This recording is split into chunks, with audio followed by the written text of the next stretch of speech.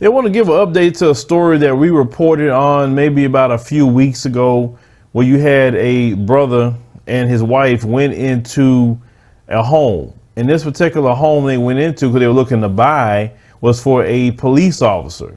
And when they walked into that home, they start seeing a KKK application, and they saw a Confederate flag. But if you never see anything with their report that we had posted, let me play just a little small clip of that, and then we're going to go into the updated report that happened after this. I thought long and hard before I posted it. A post made by Rob Mathis. In less than 24 hours, it's been shared more than 1,000 times and has resulted in more than 900 comments. It was so disturbing to me. Mathis says while touring a home for sale in northern Muskegon County, he and his wife Raina saw 2 Confederate flags, and on the dining room table, And the placemat was a Confederate flag. then on a wall of a bedroom, this framed KKK application. It can be seen in a photo on the home's online listing too. I said, oh my God, let's go. Let's get out of here right now. Rob and Raina had already noticed Muskegon Police Department clothing,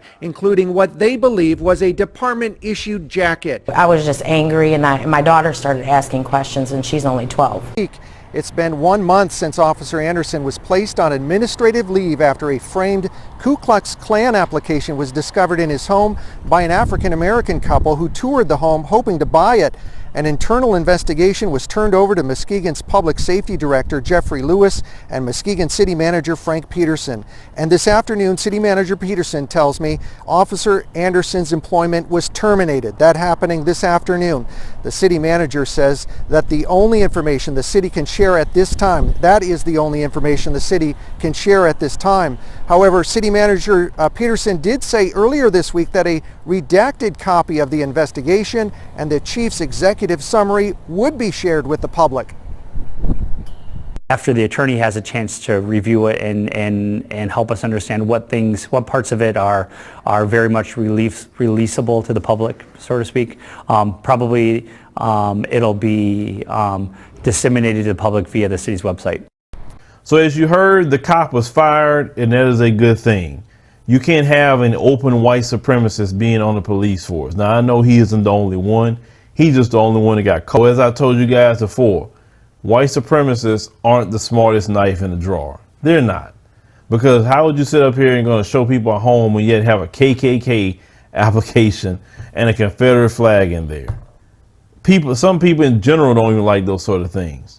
So why do you think that it would be good for sell your house with those things in there? I mean, to me, it's like you wanted people to see it. And it's good you lost your job. The only thing that I don't like about, a lot of states with police is that he can get fired from that department and go to the next city over and get a job. I believe that certain offenses, you need to lose your peace officer's license. That way you can't go to another department.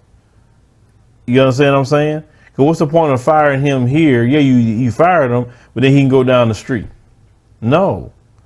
And they need a database and rules to say, okay, let's pull this guy's name up. Let's see if he's in his national database, for being fired for racism, being fired for police brutality, whatever. He should be, banned from getting any kind of job, especially if you fired on that guys about racism. No, you need to go.